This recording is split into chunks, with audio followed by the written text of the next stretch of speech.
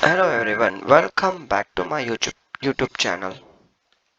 See, in during this time, I'm going to discuss on SSLC board exam, 10th Karnataka State board exam. We are going to prepare it. We are going to revise on science and math subject, and we will take a very important question, like predicted questions you can say, which can come in exams. Okay. So this video was already made, but there was an disturbance in the sound, so it is already written on the screen. So I'm just going to explain you how it came, right? See, this is a question concave lens. So first what we need to do is that you draw concave lens and just draw the ray of light which is coming from an infinite distance. Okay, if it is coming from an infinite distance, it is concave is a diverging lens. So it will meet left side. Principal focus is which side? Left side. So focal length will be negative. Got it? My point. At what distance should the object? Matlab at what distance we should keep an object? So u is equal to question mark second data from the lens should be placed so that the image is forming at what distance? 10 centimeter. Now why have taken minus? You might be thinking, right?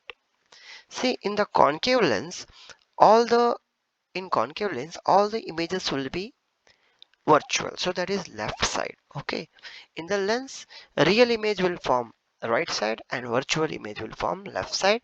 So for virtual image you should take v as a distance, should take negative. Okay, clear everybody? And we should find the magnification. So you know the lens formula. Here it will come minus 1 by v, minus will come because lens, L for lens, L for less, M for mirror, M for more. More means plus in mirror. So this is the formula. You should know this is compulsory. We have, input the data. V is minus 10, U we don't know, and F is minus 15. We just brought 1 by U right side, so it will become positive, and 1 by 15 left side, so it will become negative to positive. Okay, so 1 by 15 minus 1 by 10. We have taken LCM and then we got U is equal to, after reciprocal from this step, we got U is equal to minus 30. Now, as I said, to find magnification formula is V by U. So you will get minus 10 by minus 30, 0, 0 cancel. 1 by 3, 1 by 3, 0.33 is the answer.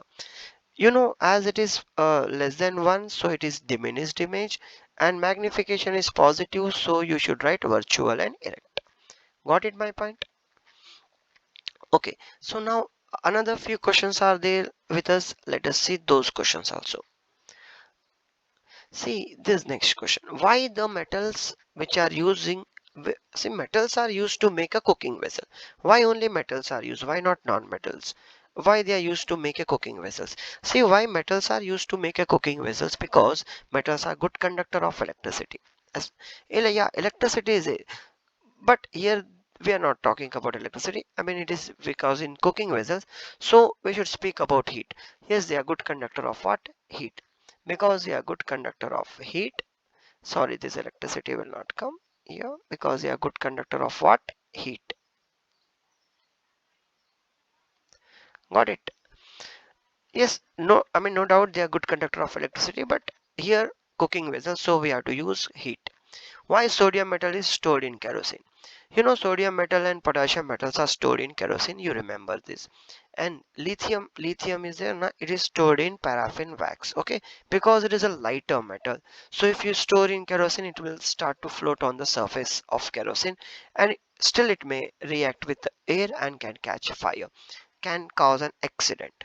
So why? Here the question is about sodium, so I will just explain on that. Sodium is highly reactive, and if you keep open in, so it can react with the oxygen of air and it can catch a fire, can cause an accident. So to prevent this, we are storing in a kerosene. And if I talk about ionic compounds, Then ionic compounds and covalent compounds are there in your syllabus, right? Ionic compounds have high melting and boiling point, and covalent compounds have low melting and boiling point. You should remember.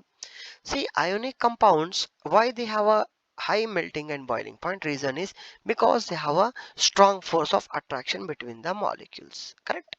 Remember what they have? Strong force of attraction between the molecule.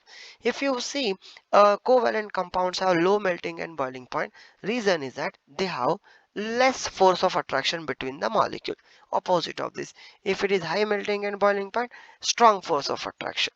And if it is a low melting and boiling point, then you should say weak force of attraction. Correct? Then then we discuss what is atomic size. This question I will just say the answer of atomic size, and let's see, you can give in comment the answer of remaining part. Let's see who will get the answer, correct answer. Atomic size means the distance from center of nucleus to outermost shell. Center of nucleus to outermost shell. It is also called atomic radius also. What it is called? Atomic radius, atomic size, atomic radius. What happens when we go along the period and down the group? It is given like along the period size decreases and down the group size increases. But you need to give, you need to explain this. Let's see who will come with the explanation of that. Just in few words. Okay. Hope you understood. If you have any questions, any doubt, just write in comment. We will come with a solution in short time. Thank you so much, everybody. Thank you.